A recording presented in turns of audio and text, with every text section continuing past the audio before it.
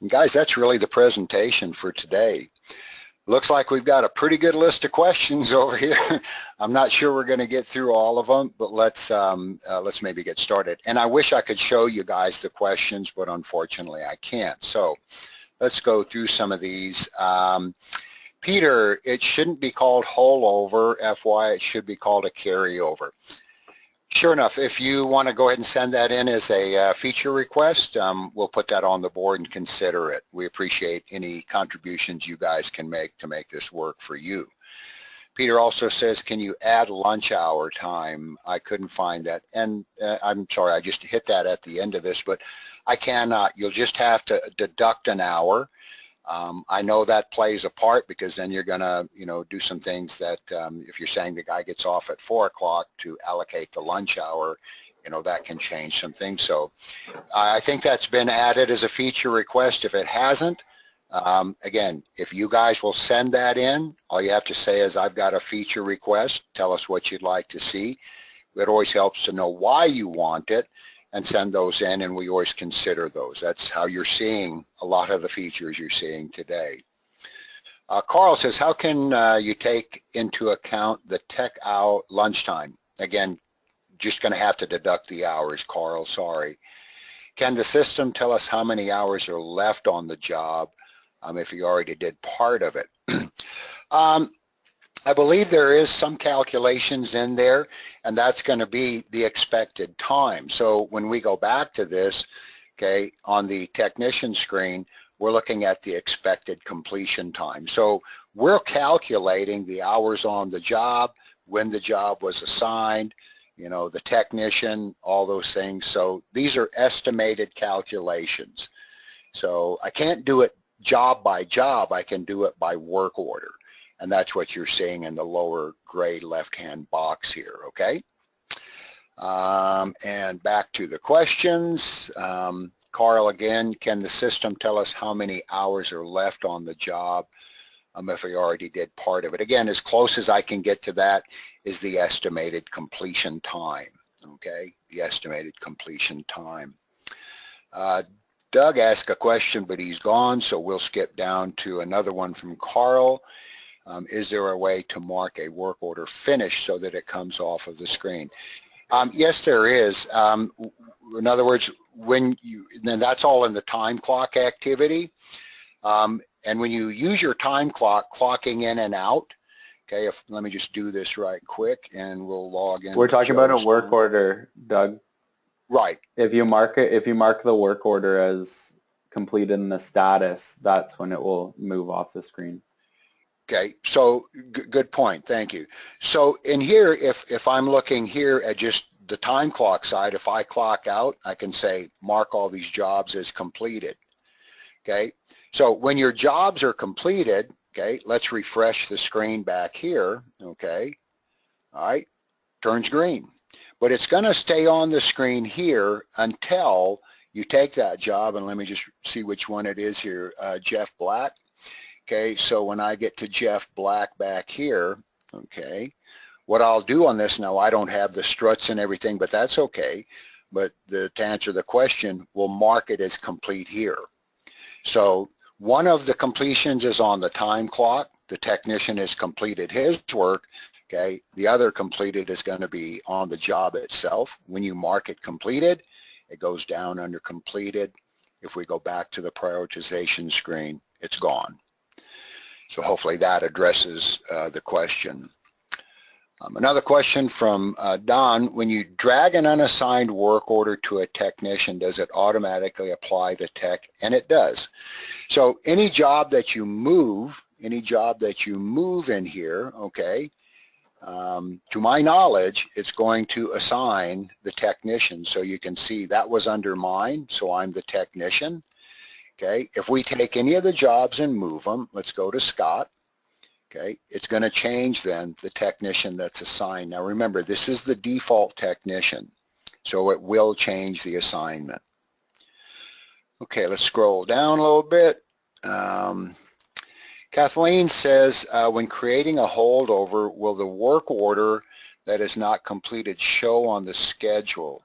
When creating a holdover, will the work order that is not completed show on the schedule? It will show up as an appointment or a block of time in the schedule in the next day or whenever you booked it for. Great. So guys, I'm learning as we go through it too. Okay, thank you. From Peter, why not make the day split? That would solve. Okay, again, Peter, go ahead and send that in, and like I say, we review feature requests all the time. That's how you're seeing most of the features in here. So yeah, all this stuff is great. We appreciate it. Please send it in to the support department as a feature request. How can we set up a second shift? It's really just going to be the hours available. I don't know that we can actually set up like a morning shift and afternoon shift. That's a good question. Again, feature request if you would. I don't have that capability right now. So Jonathan, please get that sent in. That's a great idea. From Scott, can we add technician efficiency for techs who can produce 11 hours a day? Unfortunately, no. I think the only thing you could possibly, well, that wouldn't even help either. I was going to say extend their hours. In other words, if the guy works 8 hours a day and he's working at, 100% productivity, he's going to produce that 8 hours. If he's working at 150% productivity, then we're saying he can produce 12 hours. But I don't have that ability in the system right now. In other words, these are all great requests. So we will, when we're done, I think you guys are going to all be able to fill out a summary, and this is a great way to put some of those in. Okay, and also please send these things in as a feature request. I'm seeing lots of great ideas here. From Scott, or an apprentice who only does 5 hours a day. So again, the only way I can do that currently is to put in those work hours. So even though the apprentice works 8 hours a day, he's only capable of producing 5 hours. I would then back off his hours to what he's capable of producing currently. From Peter, my apprentice can do 8 hours in a day. Can you adjust same for question. this? Yeah, same thing. Scott, when you move a job, does it automatically assign the job and the RO to that tech? And yes, we've already seen that. It will assign it to the tech. It also depends though if different jobs are assigned to different techs. It may only assign the jobs that you're moving over. You have to look at what we're hearing there is you have to really look at the labor lines. An example, on this job right here, I may go in here and add, let's just say, a water pump, okay? When I do that, okay, if we look at this, Scott is the technician, but Scott would do the oil change and the tire rotation, but Scott's not going to do the water pump. So what we have to look at on that side is I can assign a job or an individual labor line to a different technician. So in this case, I'm saying Scott's going to do, the oil change and the tire rotation, but Joe is going to do the water pump. So you have to look at those individual jobs in there too, because when you move those around in that prioritization screen, I can't say, who did what labor line.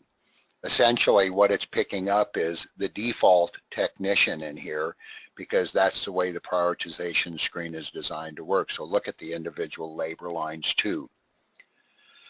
Priscilla, will the resource show on the printed copy of the work order? No, it's only going to show on the screen. Okay, meeting times have stopped at 11:59. Sorry, I don't know what that means, but when you change a technician, does it change all the lines? I think we just talked about that, and no, it does not. It changes the default text, so pay attention to the individual lines. Can you mask the job complete? I think that should say, can you mark the job complete, make the job complete without going into the time clock if they forgot? The job complete is really tracking if the technician is completed, and that's all done through the time clock itself. So unfortunately, no, that would have to go through the time clock. Okay, so a lot of questions, a lot of good questions, a lot of good ideas, guys. Let's not forget these. Get them on your surveys when you send that in, and let us know your request, your feature request. We review those pretty much every week, and probably a good portion of what you're seeing in the software has come from those. Okay. All right, guys, I think we've got all the questions handled. I believe we do, unless something else has popped in here, but all good stuff. So listen, we appreciate you joining us today. I hope you can dive in and spend a little time. I just also want to point out right quick, listen, for help, we're going to post the webinar up on the website, but remember, you can go into your help system. Let me bring that over because it's I've got a dual monitor. Okay, let's go into work orders and let's look at prioritization. And guys, there's a whole bunch of documentation back here. So if you forget some of the things, you know, look at what we've got in the webinars, but also keep in mind the information that's in the help system, which should always provide good help for you guys and answer your day-to-day questions. So don't forget that that's available. All right, so we're done for today. Our next webinar is going to be on the 29th of June. And what we'll do at this point is turn it over to the AutoServe One guys and let them spend a couple minutes with you. So Thanks, everybody. We have Jamie Cuthbert here from, he's president of AutoServe One, and Jamie's going to go through a bit of the program and in particular focus on taking better pictures and really getting together a really strong inspection report to be sent out to the customer. And that's really the big power of the program and a lot of the value of it. So a very important aspect of becoming a better user of the AutoServe One inspections. So I'll pass it over to you, Jamie.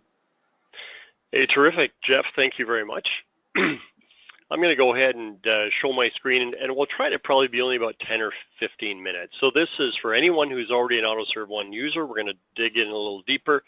And for some people who don't know what this AutoServe One is, well, you'll see about 2 minutes of how this sort of the software works from a top-level view. So what are we doing? And Jeff, I'll just confirm. You can see my screen now with AutoServe One? Yeah. Perfect. Okay. So this is what we've got is we've got this situation where how do we shoot the best pictures and videos? We're already integrated with Protractor, so how do we optimize that? So as we all know, what pictures and videos do really, really well, and that's for both your retail customers and your fleet customers, is it really educates them quickly and it builds trust. So how are we going to do that? This is what we're going to cover off today. Pardon me. So key techniques, there's 5 areas. One is we want to always shoot with a license plate. Most of you do this. We always want to shoot for reds. A lot of people are using their digital inspections, and we'll show you in a minute, but skipping some of the items which maybe we could have grabbed photos or quick videos, and we're missing that opportunity to build trust with the customer. So, and then what is this? Shoot close, shoot far. We'll talk about that. We'll show worn parts versus new parts, pretty straightforward, and then a little top 10 list of items. Some of these you probably have thought of, and some of these you might have skipped past and thought, we could have been shooting photos of that stuff quick. So let's take a look. So let's hop into a little quick demo and see what we mean by this, and I'll demonstrate how we do it in each case. Just going to switch screens and go over to AutoServe One. This is kind of the general dashboard screen you would see. In this case, what I've done is I started in Protractor, obviously, went over and I just created a new work order for Susan Jones, 2439. When I did that in Protractor, instantly within AutoServe One, it's already created a ticket. For Susan Jones, I just started this one up just at the beginning of the webinar 52 minutes ago, and so it's ready to go. So my tech in this case and my advisors can all see the status of the vehicles in the shop. He's going to click on this one. He wants to pick Susan Jones' car. So when he does, I'm going to take a look at the inspection. It's already lit up here, and the very first thing we always say is add a photo, and usually there's just a picture of an outline of a car here. Click here and take a picture of the vehicle with a license plate in view. So I could grab this for an example. And if I like it, I say done, and I pop that in. So I always want to make sure customers are going to see that first. Now, from Protractor, the VIN is already going to come across. No need to put that in. If for some reason there was no VIN here, there's another button that will show up, as you know, scan VIN, and you can click, and it will then pull the VIN in to the inspection report. Okay, so the reason for today's visit, if for some reason we had sort of a comment from the customer that came in and you typed that in, to the customer comment section across, or added a note in Protractor, that will populate across here so the technicians know what to look out for. Otherwise, this inspection is a 360. You can have up to 20, 30 different types of inspections if you want in your shops. You all know this. And we can go into that another day, which is the inspection builder. You can actually modify all these inspections yourselves now, and we train you how to do that. Okay, so for example, engine oil, pretty straightforward. You know, I've clicked off a few things, all look good. Well, in this situation, we came to brake fluid. So in brake fluid, we've hit it as amber. When we did that, we can choose, obviously, what's wrong. Is it dirty? Is it, manufacturer recommends replacing? That's fine. Recommend what? A change, a flush, top it up, whatever you want. Now let's take a look at what the pictures are I shot. So one, you might want to take a picture for the consumer to understand, ooh, okay, that's what I'm looking at. And you can do whatever you want. You want to highlight something, you just drag on screen on your tablet with your finger and modify the image. But the other thing is you might want to also shoot a picture like this if you use BG or some other fluid, either test strips or other bases, is actually show them evidence of what it is. So, here I would have actually taken some brake fluid, either done a brake a fluid strip test or some other test, and actually shoot a photo of it so they can see fact beside an image, because sometimes they don't know what they're looking at. Okay. The other side is we want to take a look at, we've got the license plate. I always shoot for red. So a lot of the time what we're seeing is people just say, oh yeah, the coolant's bad, and they move on. Well, let's make sure we shoot at least a photo of that, help them. So if we say it's dirty and it's really time to change, walk over, shoot a quick photo of it. Maybe you want to highlight something in it that is unusual. Hit the circle, of course, drag your finger, and you can make a larger area on the image and lock that in. Now, same thing with amber, and as you see, I picked an amber here. Doesn't mean everything is horrible that we're taking pictures of, and sometimes it can even mean something is good. If you come down and you're doing something else and you've done a road test, dash warning lights, everything's good, sometimes it may make sense to actually take a picture. So I'm not saying we take a picture of every good windshield, but whatever it is that is something that's good, maybe it's even tires are good that day. Shoot a photo of the tread depth anyway and show them everything is fine in this area. I'm not saying we do a lot of them, we do some of them. But for sure, for every red item, we should always be taking a photo. All right, lighting under hood, I'll skip by most of those. Battery condition. What happens when we do it? We check a battery, we test it. Well, even if it's marginal, instead of just saying it's marginal, why don't we actually go show them what we found? If you did a battery test, go ahead, pop a quick picture of it, and maybe you want to show it says replace soon. That's fine. Drag your finger over and highlight that. That's important because even though we're not recommending it today, we're setting them up for something of proof in the future, right? So they will remember that. Maybe it's even something like this is a summer check, but you say, in the fall we should probably replace that battery. They're going to remember that. Much better if we've got a photo that goes with it. All right, so what are we talking about? Shoot close, shoot far. So let's say we've got a front pads after you replace. Well, a lot of the customers may not really understand where the heck their brake pads are in relationship to the rest of the vehicle. So sure, you can go ahead, and some of you are doing this a good job now. You take the part, maybe it's even mounted still in the brake assembly, shoot the photo, highlight, that's all good. But maybe what we should also do in these is add a second photo, and that is step back a little bit and just shoot a photo from further away. Now the customer gets an idea where the heck this thing is. You don't have to do it all the time, but it's very helpful when you're shooting, let's say, steering and suspension issues from underneath the vehicle. They'll look up, they'll look at an image you've shot, and they won't have any idea where that is on their vehicle. It's really nice. You can step back a few feet, just take one more picture. It's really fast, but then they understand. If you want to highlight anything, go ahead and do it. So that's the shoot near, shoot far. Give them some perspective. The other side is, let's say that we're rotors. In this case, we had something like, I think we have a crack rotor in this case. So that's fine. So walk over, take a good picture of that. Bring that down, and there it is. Maybe you want to highlight that. The other thing is that what we can do is show new and old. Now, I didn't add them here, but I'll go back up. I'll add one more here. Just take another picture, walk over. I'm not saying you have to have perfect pads ready, but maybe you do want to show the pad you're taking off and the new pad set that's going in. It's just kind of nice. They see the before, the after, and then you can say, well, see this one, the arrow, that's the one we've just installed in your vehicle today. It's super easy. You just add them in, but you're really building a strong inspection. Okay, the next piece. A lot of people we see are doing photos, but very few are doing videos, and we can shoot videos. So let's say we come up to steering components. We've got a loose tie rod or outer tie rod. Want to replace it, maybe the driver's side. Go ahead, shoot a video, and actually shoot a short video. So I've got one down here. This is actually one of our customers.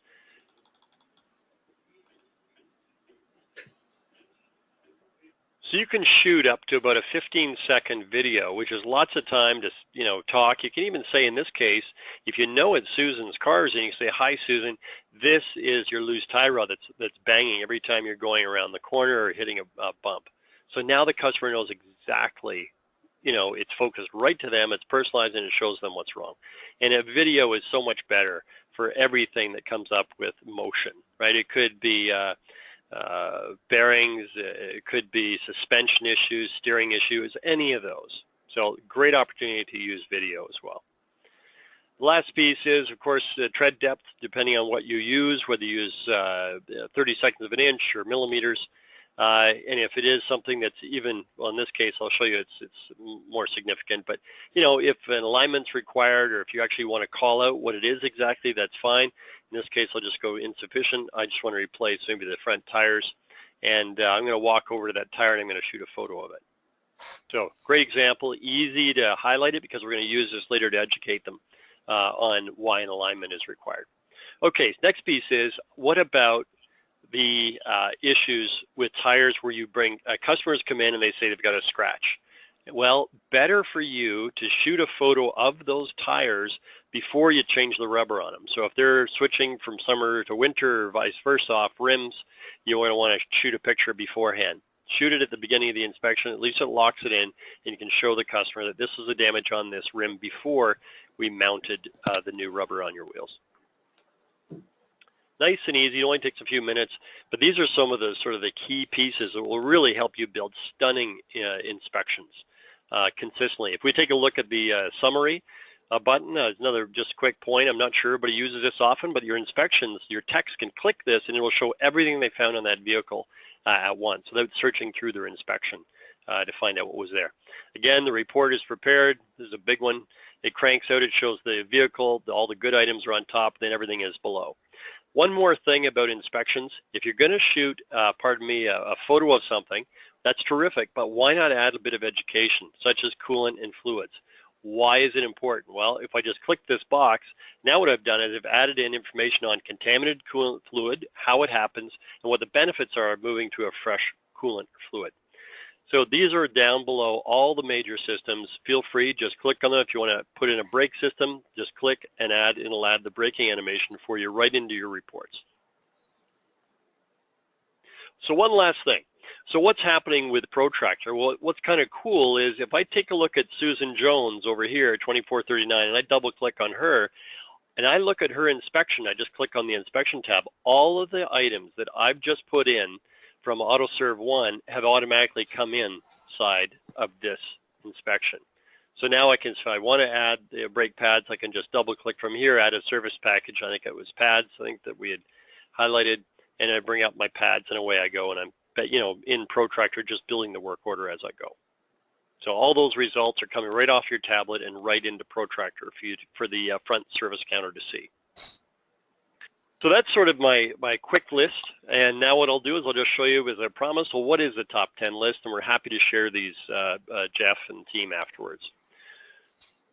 Number one is fluids, photos of fluid samples, trays, or paper. Even if you don't use trays, if you just do blotting paper or a piece of paper handy, shoot the picture of that blot within seconds of when it's turned the proper color. As we all know, they bleed over time, and by the time the customer comes, often they can't see what that color discoloration or other sediment was. So you've got all the majors listed. AC, take photos, videos of lines, leaks, cracks. If you're doing an AC pressure test or ultraviolet light, then go ahead, turn on video, and you'll be able to capture that. Batteries and belts, photos of battery test results as we did. Could be corroded terminals, that thing, or grooves in the belts. Get the tablet in there and shoot a photo. Now, some people have asked, they said, well, a tablet's kind of big, and I'm trying to get in deep in the belt area. It's a big serpentine belt. How do I get in there? Here's the other trick. You can also use your phones for AutoServe One digital inspections. You just sign into the app just as if you were using your tablet, and you can use any iPhone or Android smartphone, and you'll log in. The same inspection will come up. You can swipe down to the area, touch on it, open up your camera, take the pictures, load it, mark them on their camera, on your phone. Everything can be done on a phone, which means you can get in really tight spots, and as soon as you upload that picture, it's immediately visible on the report. Suspension, steering, pretty straightforward. Brakes, as we already went through. The other thing is brake lines. We didn't cover that for brake fluid. Engine leaks, boy, this is a massive one. This is one where I would say our customers are most shocked when they start using digital inspections, how much easier it gets for customers to start approving engine leaks. Because until they see photos of how bad the leak is or where it's starting or originating and they understand what the impact is, a lot of people just say, yeah, just leave it for now. We'll look at it next time. You know, service advisors give up even trying to sell these after a while, and the techs sort of wipe and monitor is all they put down. So much easier, and these are significant jobs, right? These are jobs that can extend the life of that vehicle and are anywhere from probably $300 to about $1,200, so big jobs. Tires, tread wear patterns, show pictures, wear bars, you know, puncture areas, maybe show them whether you cannot fix a tire for any reason. Bearings and seals, as we just talked about. Filters, all the filters on the vehicle. Make sure you pull them out, snap a quick picture. Even if it's gray, if you took the energy to open up and show a filter, snap a picture of it. It's green, it's good to go, lock it in and show it to them, and then they'll trust you next time you do recommend the filter change, because they're going to see you let it go green when it was perfect. Body damage. Last piece, last tip. For some of you, you've been religious. I know some of our shops have saved thousands of dollars on either fleet vehicles or personal vehicles, but fleet especially. I know we had a fleet vehicle that tried to claim $6,000 of damage. Rear quarter panel on a larger truck.